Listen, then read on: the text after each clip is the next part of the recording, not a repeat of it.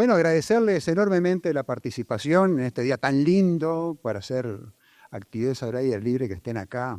Yo soy docente estábamos hablando antes de comenzar, docente de chicos que de pronto apenas terminaron la secundaria e ingresan en el primer año de licenciatura, son chicos de 18 años, hasta gente que está haciendo másteres, gente de 40 y largos, 50 y pico también, así que me encanta mucho poder trabajar también con gente de distintas generaciones. En fin, vamos al tema. El tema es el siguiente. Yo les voy a hablar de algo que por lo general en nuestra formación como psicólogos no nos hablan una palabra. Cuando hablamos del neurodesarrollo y en particular de un término que utilizamos felizmente desde hace bastante tiempo, que es la neurodiversidad. Cuando hablamos de neurodiversidad, generalmente estamos hablando de circunstancias donde la persona tiene algún tipo de dificultad. Que claro que permite ver los talentos y las cosas positivas que esa persona también tiene, pero indudablemente cuando hablamos de neurodiversidad, ¿en qué cosas pensamos? En personas que tienen un trastorno del espectro autista, en personas que tienen una discapacidad intelectual, en personas que tienen una dislexia, un déficit atencional. O sea, cuando nos ponemos a hacer la lista siempre encontramos esa palabrita dis, que nos habla de una dificultad, de algo que está en menos.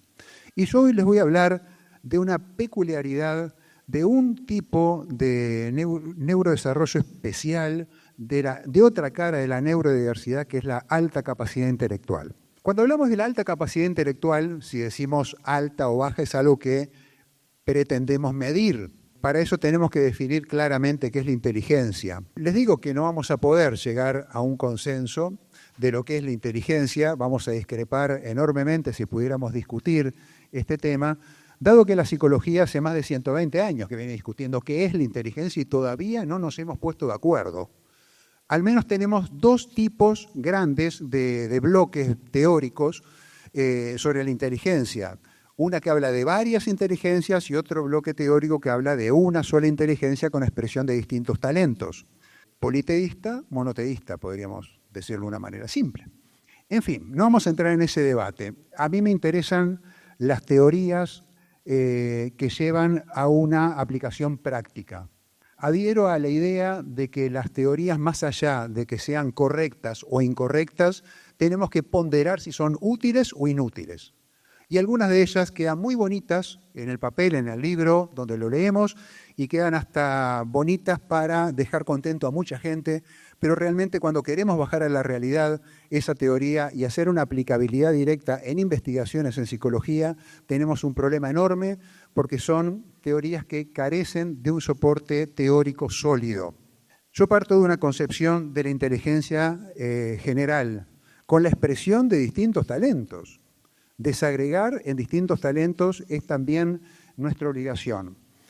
Para que podamos saber qué es lo que estamos midiendo y cómo se ubica la persona dentro de esos rangos de medida, ustedes conocen a lo que se llama psicometría y en particular conocen a lo que se llaman test de inteligencia. Los test de inteligencia, en particular, voy a mencionar un tipo de escalas que son las que yo utilizo y seguramente ustedes conocen también, son las escalas de Bechler. Las escalas de Bechler nos colocan a los chicos y adultos también en un rango que va en una distribución normal, en una curva de Gauss, donde el 95 y pico % de las personas están en rasgos que están dentro de lo normal, normal bajo y normal alto. Pero ¿qué pasa? Queda un porcentaje del 2 y pico % hacia la derecha y otro 2 y pico % a la izquierda. ¿De qué nos hemos ocupado los profesionales de la psicología, de la medicina, de la educación? De la colita esta de la izquierda fundamentalmente. Y está muy bien que lo hayamos hecho eso, porque estos chicos requieren de nuestra atención, de nuestro apoyo y de nuestra contención, tanto a nivel educativo como de salud.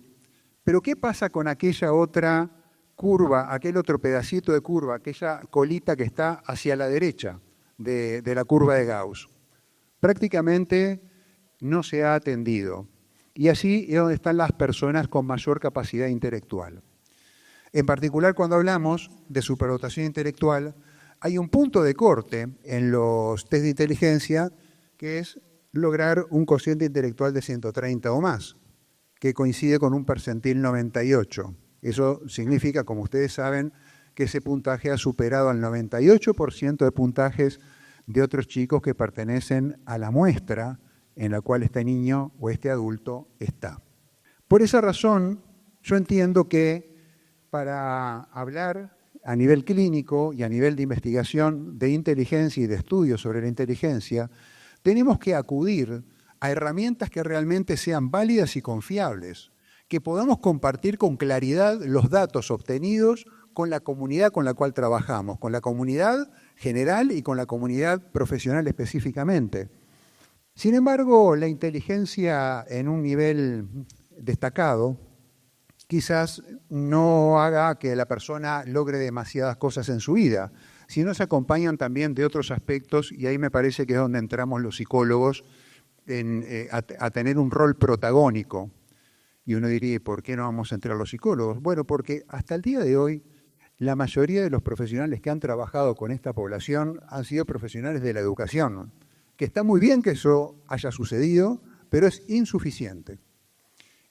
El abordaje de las personas con alta capacidad intelectual requiere de un abordaje integral, porque integralmente es como tenemos que colaborar en el desarrollo de la persona. Entonces aquí tenemos una figura que se denomina justamente de los 3 anillos por este autor Renzulli, que es un referente, que hace más de 40 años está trabajando con este tema de la superdotación intelectual, que plantea que para que se dé lugar lo que llamamos la sobredotación o el comportamiento superdotado, tiene que darse la confluencia de 3 elementos. Uno de ellos, el alto nivel intelectual, pero por otro lado hay 2 aspectos que son muy importantes: el grado de creatividad y la motivación y el compromiso con la tarea, la dedicación a la tarea. Estos 3 elementos que están en este gráfico, en una manera, digamos, equitativa, no siempre es así. No es imprescindible que se dé de esta forma para lograr observar un comportamiento superdotado. A veces un alto grado de inteligencia mayor de lo que consideramos superdotación intelectual, o sea, significativamente por arriba de 130, puede compensar de pronto la existencia de estos otros 2 círculos un poco menos, o sea, que estén no tan destacados, y esa combinación la podemos hacer con cualquiera de estos 3 elementos. Entiendo que la psicología, como disciplina, donde hacemos mucho énfasis en los aspectos clínicos, en los aspectos prácticos, esos aspectos tienen que tener una adecuada fundamentación a nivel de la investigación. Y para hacer investigación, ahí sí es muy importante contar con herramientas que nos den un cierto grado de objetividad en cuanto a los resultados y liberar entonces los criterios para trabajar en investigación, liberarlo de esos aspectos que tienen que ver más con opiniones, con lo que cree la maestra, con lo que considera el papá, la mamá o algún otro familiar. Y tenemos que ir directamente a la evaluación del niño. Este tema lo venimos planteando en nuestro país, en Uruguay, desde hace muchos años, hasta que en el año 2018 comenzamos un trabajo de campo para determinar la prevalencia de superdotación intelectual en una muestra de escolares. ¿Por qué era importante determinar esto? Porque nosotros en Uruguay no contábamos hasta el momento con ninguna investigación que dijera que la realidad de la superdotación era una realidad también de nuestro país. Nosotros partíamos de la base de que teníamos una inteligencia similar o comparable con las investigaciones demostradas en investigaciones hechas en otras partes del mundo, pero hasta que eso no lo corroboramos en nuestro campo de acción, eso queda como hipótesis. Y sobre todo, tengan en cuenta que este tipo de investigaciones están planteadas para conducir un cambio de políticas públicas en educación y en salud. Y hacer ese tipo de cambios a nivel de políticas públicas en educación y en salud, no le podemos presentar los datos a quienes toman las decisiones en función de los datos de otros países. Tenemos que mostrar lo que pasa en nuestros países. Entonces, trabajamos con un grupo de escolares de 8 años de edad cronológica, partiendo de una muestra de 955 niños que eran provenientes de escuelas públicas y de colegios privados, de Montevideo y de toda el área metropolitana. En esa área geográfica de Uruguay, les comento, se concentra algo más del 60% de toda la población del país. No voy a entrar ahora en detalle, después les voy a facilitar el acceso a una bibliografía que les va a permitir estudiar con mayor profundidad, si este tema les interesa, para ver cuál fue la mecánica que nosotros diseñamos en esa investigación, que está muy bien explicado y que es una mecánica totalmente replicable en cualquier parte del mundo.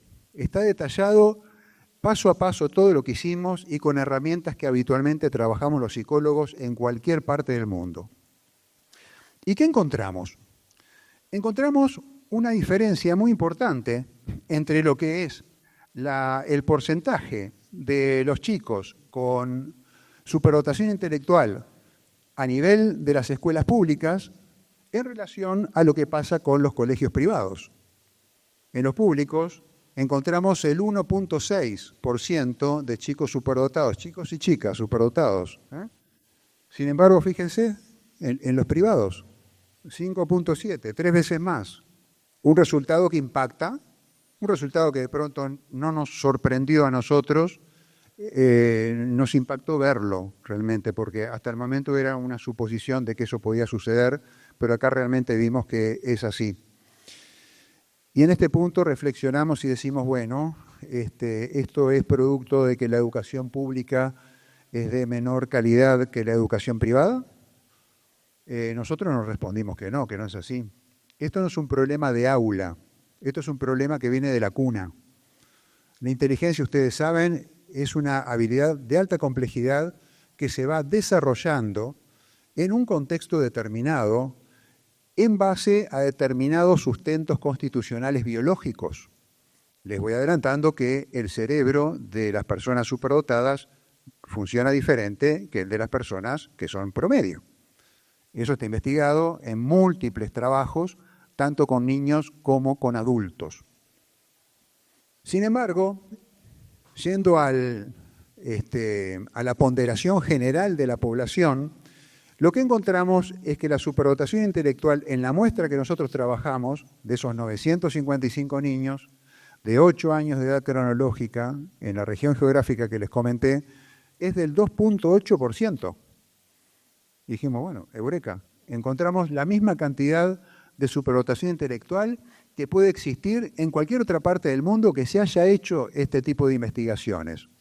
Y estoy hablando de países del primer mundo, o sea, no es algo que se diferencie sustancialmente, porque ahí también hay un mito, ¿no? Como que esto de los superdotados no es cosa de nuestros países, del Río de la Plata y de Sudamérica. Y sí que están, claro que están. ¿Qué fue lo que encontramos entonces? Bueno, muy bien, que los niños uruguayos pueden ser y son tan inteligentes como los de otras partes del mundo. No es el mate que da la inteligencia, digo yo, no, capaz que sí, ¿no? Son esas dudas que tenemos a veces con los jugadores de fútbol, ¿no? Decimos, ¿por qué Uruguay produce tantos jugadores de fútbol? ¿Será el mate? No es el mate, es otra cosa. Es el ambiente, indudablemente es el ambiente. Si tuviéramos en nuestros países, algún día llegaremos a eso, la firmeza para la detección de los talentosos futbolistas, como tendríamos que tener para los superdotados intelectuales en distintos ámbitos de la vida, estos países serían otra cosa. Pero bueno, el fútbol manda. Otro aspecto importante, otra conclusión importante que llegamos a partir de esta investigación, es algo muy interesante. Encontramos tanta cantidad de niñas superdotadas como de niños superdotados. Y uno dice, chocolate por la noticia, ¿eso es así? Bueno, sí, pero había que demostrarlo. Y sobre todo había que demostrarlo cuando en nuestra casuística, en nuestras clínicas, encontramos aproximadamente de cada 20 consultas que vienen por superdotación intelectual, 19 son por varones. Algo andaba mal ahí. A mí me llamó mucho la atención eso de entrada. Otro dato, fíjense ustedes si tienen posibilidad de evaluar, de investigar un poco quiénes son los integrantes de las asociaciones de padres o de familiares de chicos con superdotación intelectual en el mundo, inclusive acá en Argentina, que la hay. Van a ver que la gran mayoría son familias de niños varones. Esto es un mito. Esperamos que las niñas no sean tan inteligentes como los varones. Como mito es falso, hay que desterrarlo. Pero acá no es una cuestión de opinología. Esto lo demostramos nosotros con los números y con la investigación. En mi opinión, modesta opinión, acá está la verdadera equidad. Niña, varón, acá, el nivel intelectual. Por otra parte, otro aspecto que nos interesaba investigar era qué pasa con otros aspectos, aparte de los estrictamente intelectuales, en la población de chicos superdotados.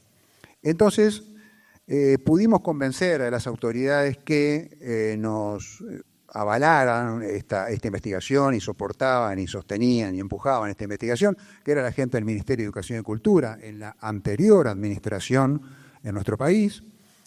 Logramos ir convenciendo que era necesario seguir avanzando en el estudio de estos chicos superdotados, a ver qué otras características tenían. Y a mí, obviamente, como psicólogo, también me interesaban otros aspectos más allá de lo estrictamente intelectual. Y bueno, lo que hicimos fue utilizar un protocolo de recogida de datos que completan los padres para poder, el CBCL, lo deben conocer, no sé, es un protocolo bastante utilizado en psicopatología infantil, y que lo que tiene bueno es que está, para nosotros, lo que tiene bueno es que está validado para la población uruguaya. Es una herramienta norteamericana, pero que está validada en Uruguay. En Uruguay no tenemos muchas herramientas validadas con buen soporte estadístico. Y acá lo que encontramos, como ustedes van viendo, leyendo el gráfico de izquierda a derecha, las columnas rojas son los chicos con superdotación y las azules es la población general. Lo que encontramos ahí es que hay una mayor vulnerabilidad en elementos vinculados a la depresión, a la ansiedad, al trastorno psicosomático. Mayor vulnerabilidad. Sin embargo, en cuanto al déficit atencional, bueno, hay una baja ahí, y prácticamente en todo lo relativo a lo que llamamos comportamientos alterados por características de la externalización, que es el trastorno posicionista desafiante, el trastorno de conducta, en la población de superdotados no hay ninguno. ¿Qué quiere decir esto? Como decimos popularmente, en los chicos superdotados la procesión va por dentro y el sufrimiento no se externaliza claramente.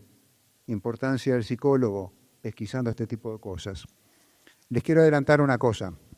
Nosotros en este momento, 4 años después de haber hecho la publicación de esta investigación, estamos haciendo un estudio de seguimiento de estos chicos para ver cómo se encuentran ahora, de escolares a adolescentes liceales. Y estamos en una etapa aún muy iniciática de la investigación. Sin embargo, lo que estoy observando a nivel de análisis cualitativo es que estos aspectos de depresión y de ansiedad han empeorado. Han empeorado. Lo que en aquel momento estaba en riesgo y no se atendió debidamente, la vida natural no arregló las cosas, sino que empezó a empeorarlas. ¿A qué voy con todo esto? Que las personas con alta capacidad intelectual están en una situación de mayor vulnerabilidad con respecto a la población general.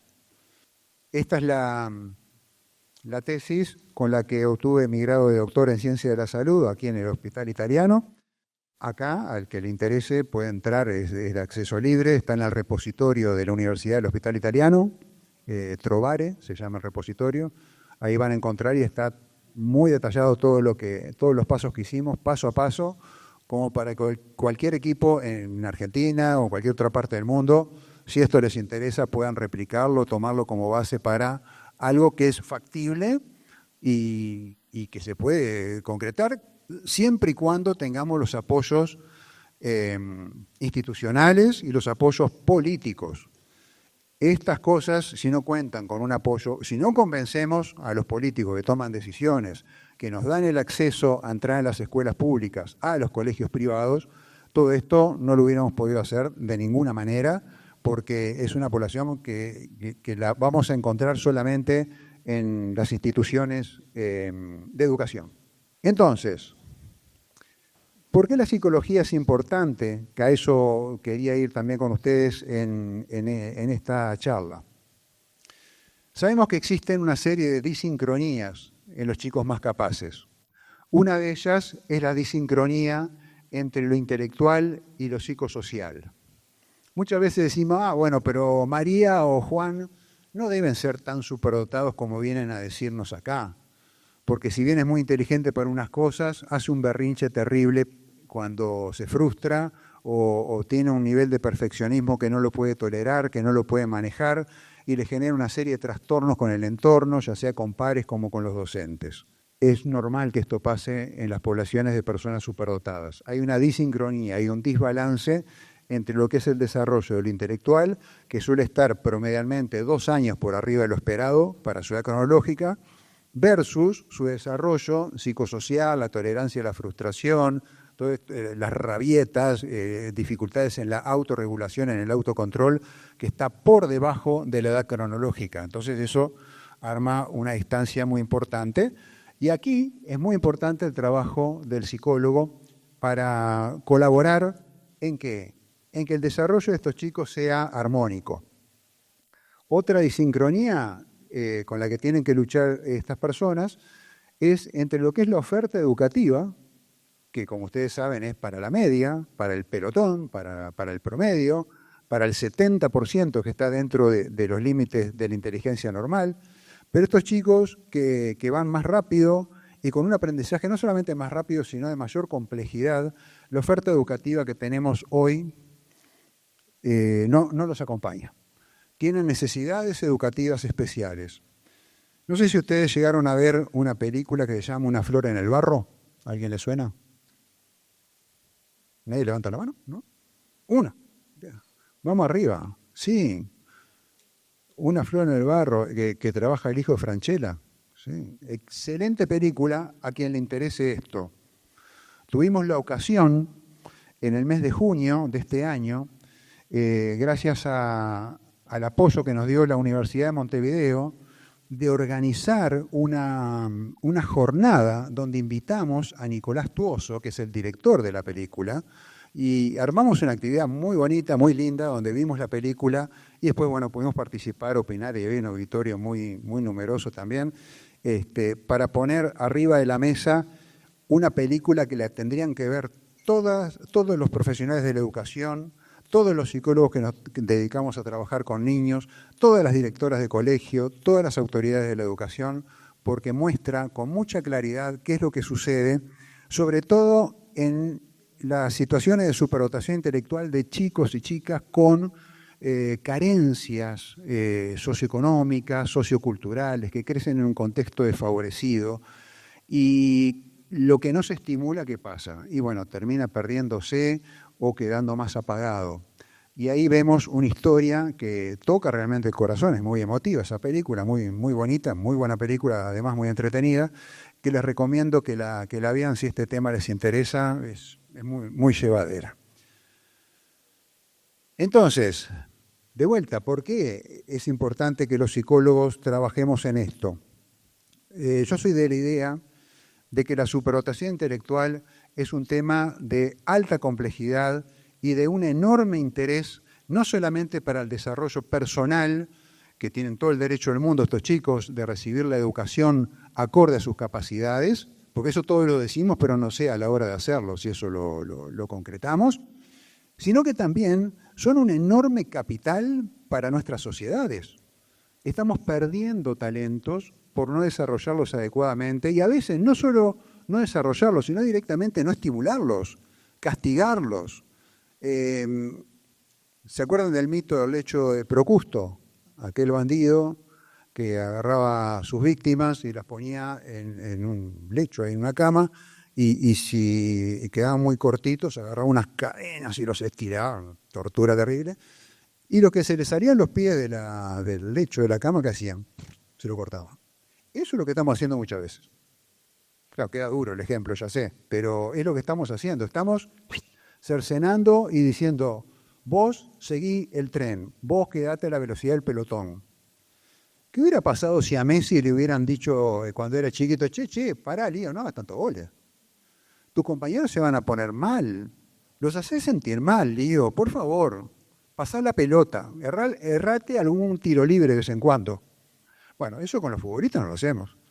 ¿Por qué no lo hacemos? Y bueno, ya sabemos que hay otro tipo de intereses detrás del fútbol que hace que países chiquitos, como de pronto Uruguay, prospere la cantidad de futbolistas que somos los principales exportadores en el mundo de futbolistas.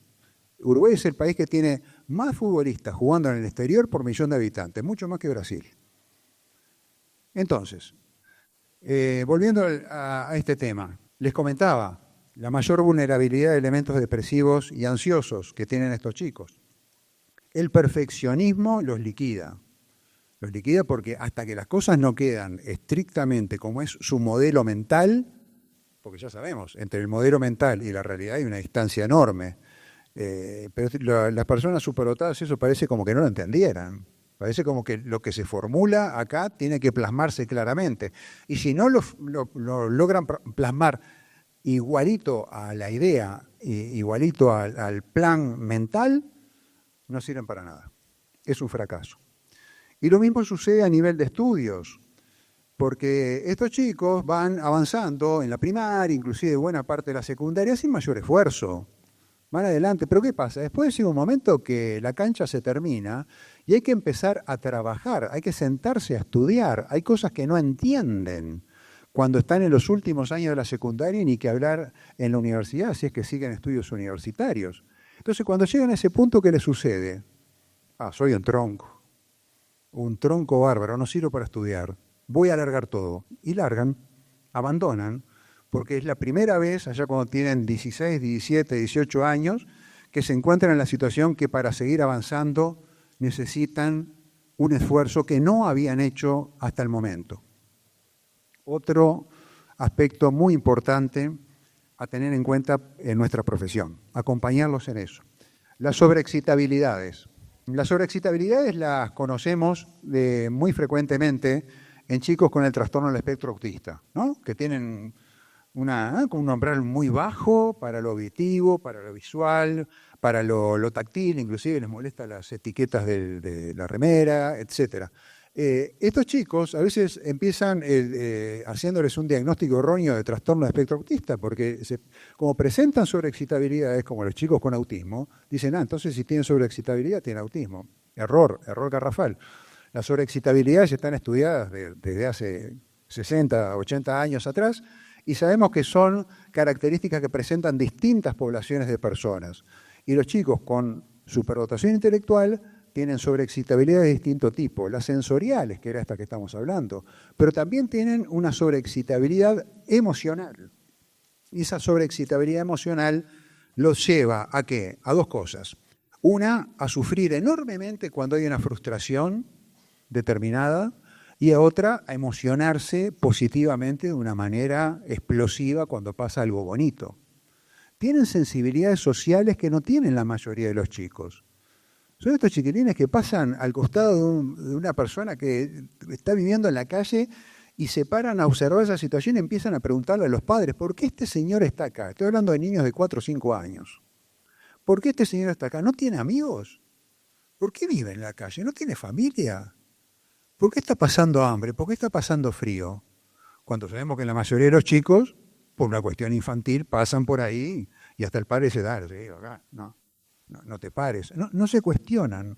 Son chicos que tienen una empatía a veces exacerbada que los lleva a tener, angustia y ansiedad muy marcada. La sobreexcitabilidad también puede ser motora y se los confunde con chicos hiperkinéticos del tipo del trastorno por déficit atencional. Es más, les cuento, yo trabajé desde el principio, me recibí hace 38 años, con chicos con este trastorno por déficit atencional. Y fue a partir de diagnósticos erróneos de déficit atencional que yo entré en este tema hace más de 20 años. Cuando venían niños hasta ya con la indicación farmacológica para que los trataran con metilfenidato, y en realidad eran chicos que no tenían ningún tipo de disfunción, digamos, atencional, sino que la disfunción era pedagógica. No tenían la oferta adecuada a sus capacidades. En definitiva, y para ir cerrando, entiendo que el rol, el trabajo que tenemos los psicólogos es, además de detectar e identificar claramente a las personas con superdotación intelectual, tener en cuenta estos otros aspectos que forman parte de su personalidad, porque nos han enseñado en la facultad del importante rol que cumplimos los psicólogos a la hora de fomentar el desarrollo integral de las personas, a nivel psicológico, social, vincular, familiar, con pares, etc. Y eso no siempre lo encontramos adecuadamente balanceado en las personas con superdotación intelectual. ¿Esto para qué? Para que puedan realmente acceder a lo que por derecho les corresponde de un correcto desarrollo personal e integral y a su vez también para poder constituirse como personas que sean locomotoras, que sean un enorme capital social que en definitiva va a redundar en un enorme beneficio para todos. Muchas gracias por la atención. Gracias. Gracias.